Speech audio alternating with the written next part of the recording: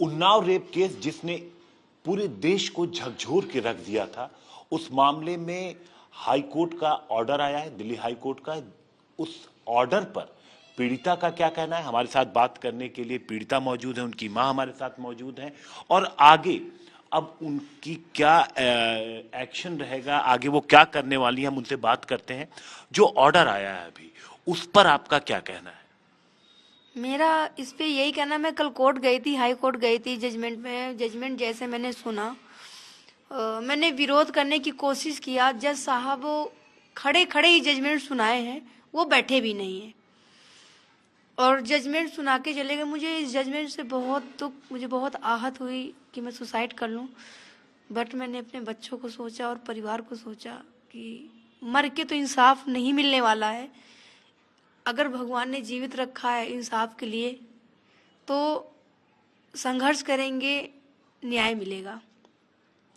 लेकिन ऐसा क्यों? ऐसे रेप के आरोपी को अगर बेल दे दी जाती, जमानत मिल जाती, तो और कैसे हम सुरक्षित रहेंगे?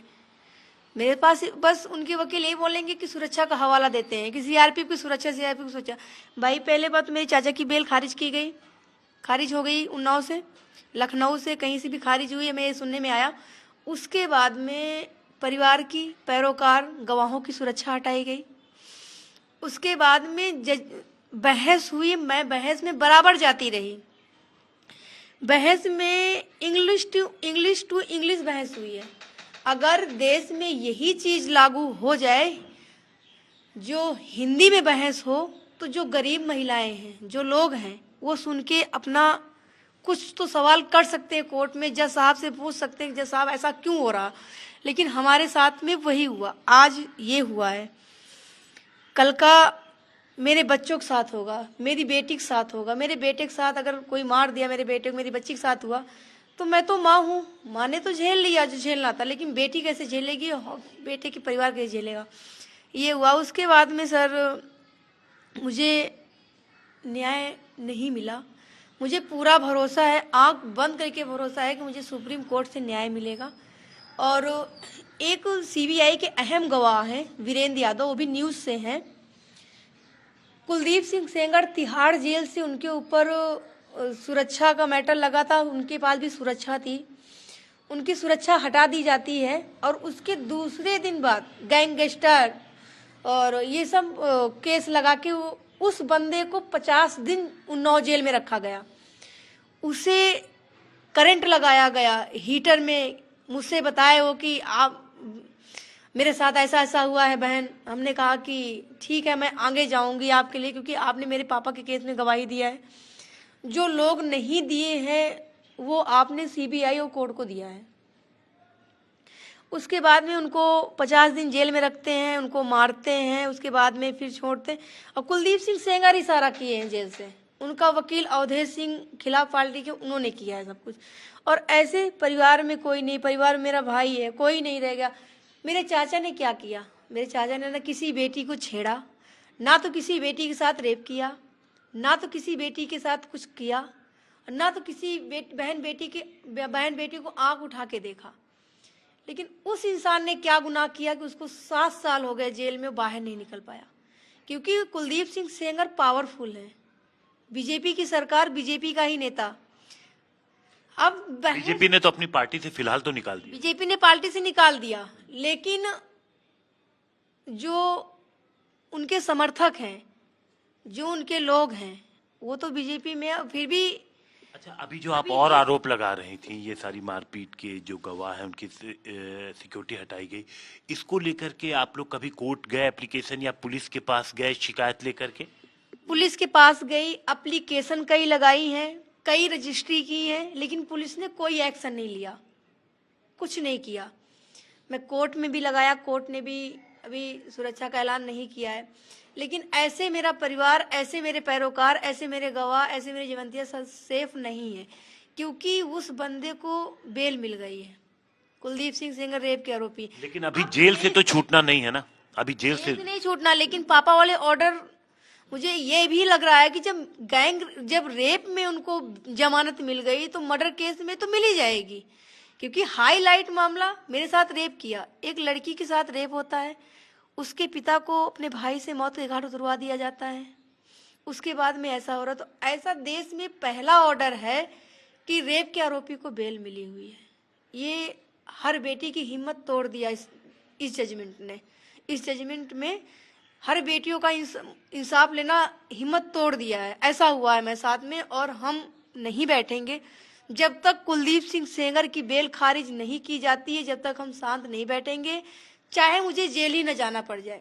भाई अगर उनको निकाला जा रहा है तो हमें जेल में रख दिया जाए ताकि हम सेफ हो जाए, मेरी फैमिली, मेरे पैरोकार, मेरे गवाह सब सेफ हो जाए, क्योंकि सबको डर है। बाहर से खुद नहीं टॉर्चर करेगा, 5 किलोमीटर न मदर से न विक्टिम से मिल सकता है, न आ सकता है, लेकिन उसके समर्थक, उसके सहयोगी तो नहीं कहीं गए। अब 5 किलोमीटर से क्या मैं दूर नहीं जाऊंगी, अपना काम नहीं करूंगी? उसके लिए सीआरपीएफ क्या है?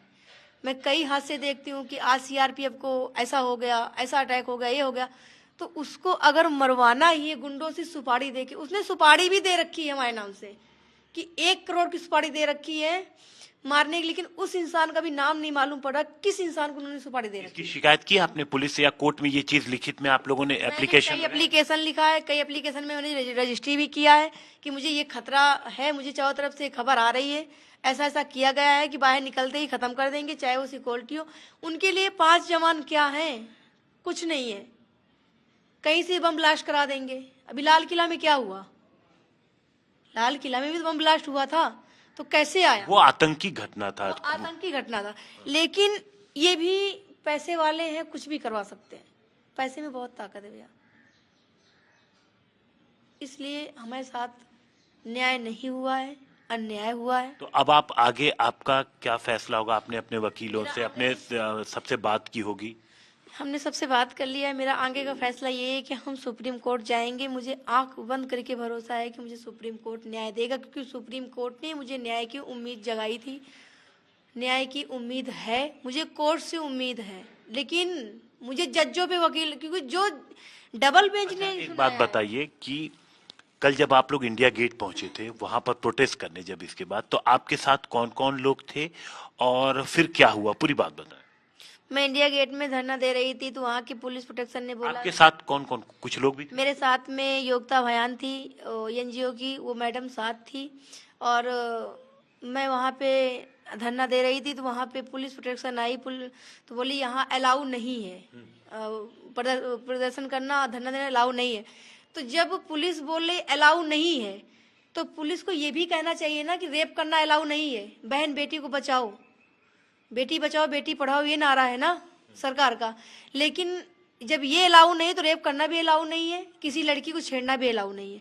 मुझे वहाँ से पुलिस ने गलत तरीके से मुझे गाड़ी में किया, सब कुछ के बाद में मेरे हाथ पैर में रॉड पड़ी है, पूरा खींच उच के पूरा मुझे बहुत दिक्कत हुई। मेरे 250 टाँके लगे शरीर पे, लेकिन पुलिस ने बहुत गलत तरीके से बर्बरता की हमारे साथ में। उसके बाद जब आपको वहां से हटाया तो फिर कहाँ ले गई? आपको कब छोड़ा? मुझे 1 घंटे बाद छोड़ा, उसके बाद में मैं अपने घर आ गई।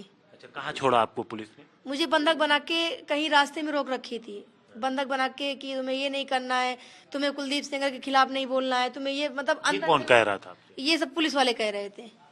मेरी पुलिस वाले? ये जो आप आरोप लगा रही है, बड़ा आरोप लगा रही है कि आपके साथ जो गाड़ी के अंदर जो पुलिस का कोई अधिकारी था, किस लेवल का अधिकारी थे? ट्रिपल स्टार का था, वो ड्रिंक कर रखा था, दारू की ड्रिंक कर रखा था। मेरी सुरक्षा को भी उसने बहुत गलत तरीके से उसने बोला कि आप प्रोटेक्शन में, तो आप ऐसा क्यों करवा रहे हैं? तो प्रोटेक्शन, भाई मेरी प्रोटेक्शन है। बड़ा आरोप लगा रही है दिल्ली पुलिस पे कि एक इंस्पेक्टर रैंक का अधिकारी आपके पास जो था, उसने कहा कि आप कुलदीप सेंगर के बारे में बात न करें, नंबर 1, और उसने शराब पी रखी थी। जी, उसने शराब भी पी रखी थी, बोला कि कोर्ट के खिलाफ मत जाइए। हम कोर्ट के खिलाफ नहीं जा रहे हैं, मुझे कोर्ट से उम्मीद है, न्याय है, लेकिन